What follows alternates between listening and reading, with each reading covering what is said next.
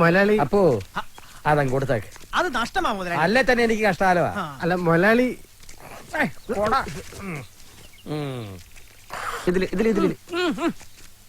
എന്നാടാ വണ്ടായി കാണിക്കുന്നത്? ചിക്കണ്ട പറമ്പ് മുഴുവൻ കിടക്കുമ്പോ ആരേലും തുപ്പി ആ തുപ്പല് കോളാമ്പി സൂക്ഷിക്കോ? അതിപ്പോ മുതലാളിയുടെ ഐഡിയ എന്താണെന്ന് എനിക്ക് അറിയില്ലല്ലോ. 10-12 വർഷം കൊടയും പിടിച്ച് കോളാമ്പിയും തൂക്കി എന്റെ പുറകെ തൂങ്ങിയിട്ടും എന്റെ ഐഡിയ നിനക്ക് ഇതുവരെ മനസ്സിലായില്ലല്ലോ. ഒന്ന് പറഞ്ഞു കൊടുക്കും മാത്തച്ചാ, ശരിയല്ലേടോ? പിന്നല്ലാതെ എന്റെ മൊലാളി ഇതുപോലൊരു ശരി ഞാൻ എന്റെ ജീവിതത്തിൽ കേട്ടിട്ടില്ല. അവനെ പിരിച്ചു വിടല്ലേ മൊലാളി, അവനൊരു കുഞ്ഞുകുട്ടി പരാധീനക്കാരൻ. ഓ അത് ശരി. അപ്പൊ താനും അവന്റെ ഭാഗത്തല്ലയോ? എന്റെ കണ്ണോ നടയണം. പിന്നെ ഈ തോട്ടം നിങ്ങൾ തൊഴിലാളികൾക്ക് എടുത്ത് അങ്ങനെ പെരുമാറാവല്ലോ. അല്ലെങ്കിൽ തന്നെ ഇപ്പൊ അങ്ങനെ തന്നെ ആണല്ലോ. പേരിന് ഞാൻ ഒരു മുതലാളി, കാശ് മുഴുവൻ നിങ്ങൾക്കും. അല്ല ജോ എപ്പോ വന്നു? എന്താ കാലത്തെ? അത് മുതലാളി എന്നെ ഒന്ന് സഹായിക്കണം. എന്ത് സഹായം? എനിക്കിനി പഠിക്കണമെങ്കിൽ അഡ്മിഷനും ഫീസിനും ഒക്കെ ആയി കുറെ രൂപ വേണം. ഇപ്പൊ വിദ്യാഭ്യാസം കച്ചവടമല്ലയോ വേണ്ടി വരും. അതുകൊണ്ട് മുതലാളി ഒന്ന് സഹായിക്കണം. വെറുതെ വേണ്ട, കടമായിട്ട് മതി. ഓ അക്കാര്യം മാത്രം ഇവിടെ പറയണ്ട. നീ താമസിക്കുന്ന വീടും സ്ഥലവും ആരുടേതാന്നാ വിചാരം? മുതലാളിയുടെ. അപ്പൊ അറിയാം. നിന്റെ അപ്പച്ചൻ നിന്റെ അമ്മച്ചിയെ കല്യാണം കഴിച്ച് വന്ന് കയറിയപ്പോ താമസിക്കാൻ കൊടുത്തതാ വീട്. ചെറിയ വാടകയിൽ താമസം തുടങ്ങിയിട്ട് വർഷങ്ങളായി. ആദ്യമൊക്കെ കൃത്യമായിട്ട് വാടക തന്നു. പിന്നെ വാടകയുമില്ല, രസീതുമില്ല. മാത്രമല്ല നിന്റെ അപ്പച്ചൻ പണി ചെയ്ത് തീർത്തോളാന്നും പറഞ്ഞ് കുറച്ച് കാശ് എന്റെ വാങ്ങി. അത് ഇതുവരെ തിരിച്ചു തന്നിട്ടില്ല. അതുകൊണ്ട് എന്റെ മോനൊരു കാര്യം ചെയ്യും. എന്റെ പൊന്നുമോൻ ഇനി കോളേജിലൊന്നും പോണ്ട. ഇവിടെ എന്റെ ഈ തോട്ടത്തിൽ ഇങ്ങനെ നിന്റെ അപ്പച്ചനെ പോലെ പണിയെടുത്ത് വലിയ റബ്ബർ വെട്ടുകാരനായി പേരെടുക്കാൻ നോക്കണം. അങ്ങനെ വരുമ്പോ നിന്റെ അപ്പച്ചന്റെ കടവും തീരും, ഇവിടുത്തെ കാര്യവും നടക്കും. ഒന്ന് പറഞ്ഞ് മനസ്സിലാക്കി കൊടുക്കണോ മാത്തച്ചാ? വാടോ, പഠിക്കാൻ നടക്കുക. ആ പൂതി അങ്ങ് മനസ്സിൽ വെച്ചാ മതി. അങ്ങേര് പറഞ്ഞോർത്ത് മോൻ വിഷമിക്കണ്ട. നിന്റെ അപ്പച്ചൻ ജീവിച്ചിരിപ്പുണ്ടായിരുന്നെങ്കിലേ മുമ്പേ ഈ പറഞ്ഞു പോയ വർത്താനം ഉണ്ടല്ലോ, അത് അദ്ദേഹം പറയില്ലായിരുന്നു. നിന്റെ അപ്പന്റെയും കൂടെ അധ്വാനമാ ഈ കാണുന്ന തോട്ടമല്ല. കണക്ക് പറഞ്ഞാലേ അങ്ങേരി തോട്ടം നിന്റെ പേരിൽ എഴുതേണ്ടി വരും. അതെനിക്കറിയാം മാത്തച്ചായ, തിരിച്ചു പറയാൻ അറിയാഞ്ഞിട്ടല്ല. ഞാൻ എന്തെങ്കിലും പറഞ്ഞ ചിലപ്പോ എന്റെ അപ്പച്ചന്റെ ആത്മാവ് അത് പൊറുക്കില്ല. അതുകൊണ്ടാ.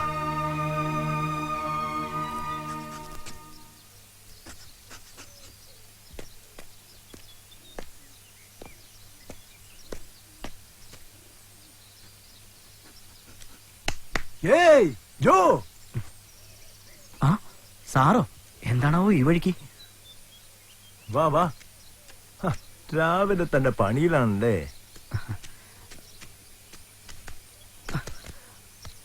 നീ ഇപ്പൊ എന്താ കോളേജിലൊന്നും പോകുന്നില്ലേ? പോണെന്നുണ്ട്, പക്ഷെ അതിന് കോളേജിലൊക്കെ അഡ്മിഷൻ കിട്ടിയിട്ട് ആരെങ്കിലും പോവാതിരിക്കണോ? ആഗ്രഹമില്ലാഞ്ഞിട്ടല്ല സാർ. നിന്റെ വിഷമം എനിക്ക് മനസ്സിലാവുന്നുണ്ട്. ഞാനൊന്ന് നോക്കട്ടെ.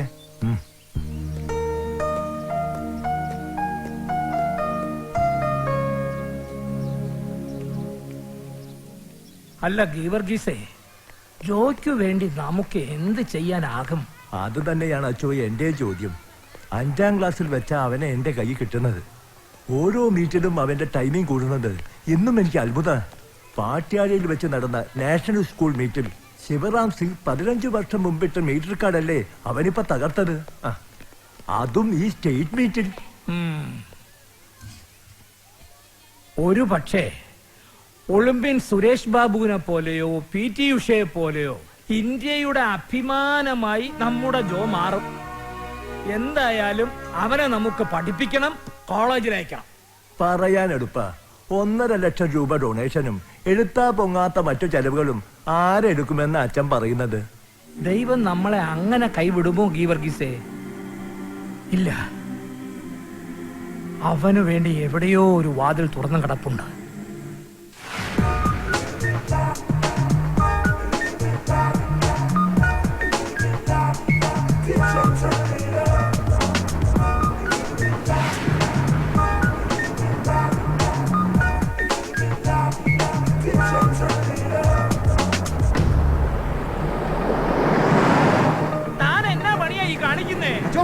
അയ്യോ,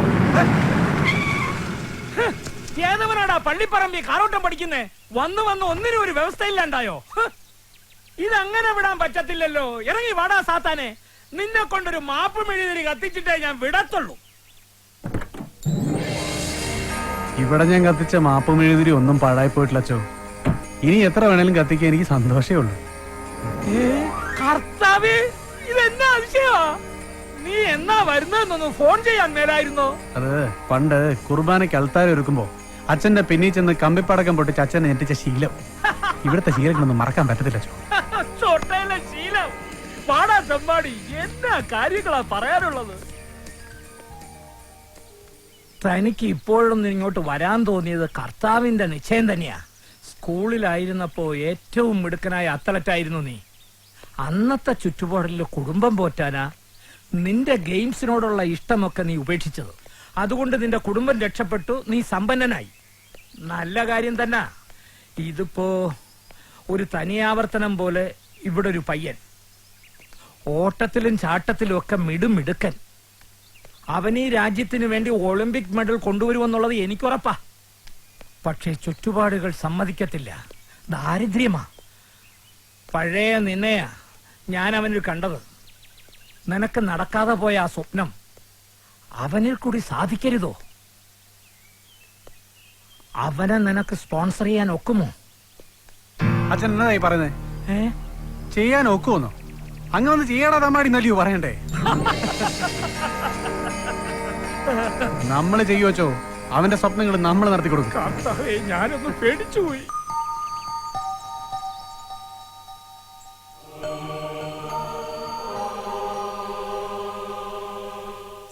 ഇപ്പോഴും എപ്പോഴും സ്തുതിയായിരിക്കട്ടെ.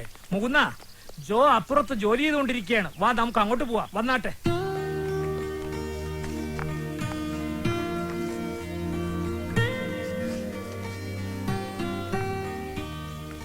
നല്ല അധ്വാനിയാ.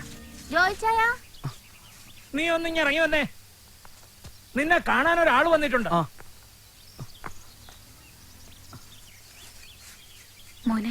മൂന്ന, ഇവനാണ് ജോ. നമസ്കാരം. ജോ, ഞങ്ങളൊരു പുതിയ കാര്യവുമായിട്ടാണ് വന്നത്. ഞങ്ങൾ നിന്നെ കോളേജിൽ അയച്ച് പഠിപ്പിക്കാൻ തീരുമാനിച്ചു. പണം മുടക്കി തന്നെ. ഞങ്ങളെന്ന് പറഞ്ഞാ ഞാനല്ല, ഇവൻ മുകുന്ദൻ. ഞാനും ഇതുവഴിയേ വന്നവനാണ് ജോ. പണ്ട് സ്കൂളില് ഓട്ടത്തിനും ചാട്ടത്തിനും ഒക്കെ കമ്മം കയറി നടന്ന കാലത്ത് വീട്ടില് പട്ടിണിയാവുന്നത് കണ്ട് വയറ്റിപ്പഴപ്പിന് വണ്ടി കയറിയവനാ ഞാൻ. കാശില്ലാത്തതുകൊണ്ട് ദൈവനും ആ വഴി വരണ്ട. എനിക്കാവുന്ന പോലെ നിന്നെ എനിക്ക് സഹായിക്കാൻ പറ്റിയ അത് ഞാൻ എന്റെ ഈ ഗോഡ്ഫാദറിന് കൊടുക്കുന്ന ഏറ്റവും വലിയ ദക്ഷിണയാ. എന്റെ പുണ്യവാ. നമുക്ക് ചെയ്യാം ജോ. വേണ്ടച്ചോ, ഇതൊക്കെ കാശ് ചെലവുള്ള കാര്യങ്ങളാ. ഞങ്ങൾക്കിതൊന്നും തിരിച്ചു വീട്ടാനുള്ള കഴിവില്ല. അതിനിപ്പോ ഉടനെ തിരിച്ചു വരണമെന്ന് ആരാ പറഞ്ഞേ? ഇവൻ പഠിച്ച് വലിയ നാഷണൽ ചാമ്പ്യനൊക്കെ ആവുമ്പോ ഒരുപാട് കാശ് വരുമ്പോ അന്ന് മനസ്സുണ്ടേല് ഓർമ്മയുണ്ടേല് എന്നാ മതി. അതെ, ഇത് ഞാൻ നിങ്ങൾക്ക് ചെയ്യുന്നൊരു ഉപകാരമായിട്ട് കാണണ്ട. എനിക്ക് നല്ല ചെയ്യാനുള്ള ഒരു അവസരം നിങ്ങൾ തരുന്നു, അത്രേ ഉള്ളൂ. അങ്ങനെ കണ്ടാ മതി. അതാ.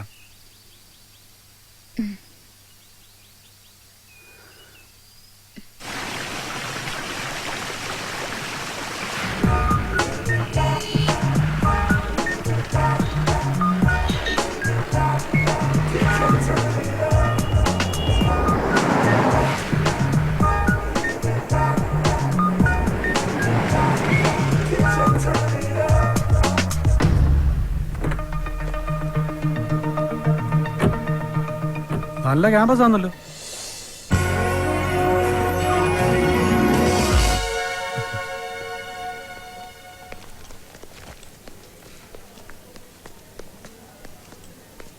എന്തോ കണ്ടോണ്ട് നിൽക്കുക? വാ, വന്നേ.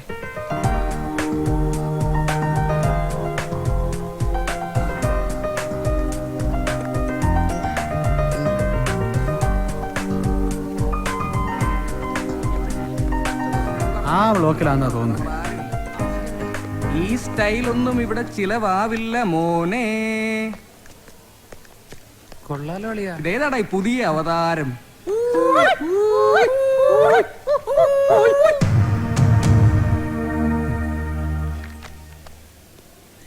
എന്നാടാ രാവിലെ കാച്ചിലും പുഴുക്കുവാന്നോ കഴിച്ചേ?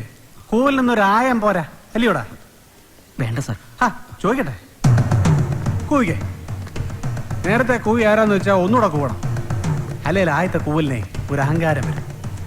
വേണ്ട ബാബി, ഒരുപാട് ഇത്തരം വരാന്തേ കൂടെ നടന്നാ ഇതുവരെ എത്തിയേ. എന്റെ റോഡിലൂടെ മങ്ങണി വണ്ടി ഓടിച്ച് പഠിക്കല്ലേ.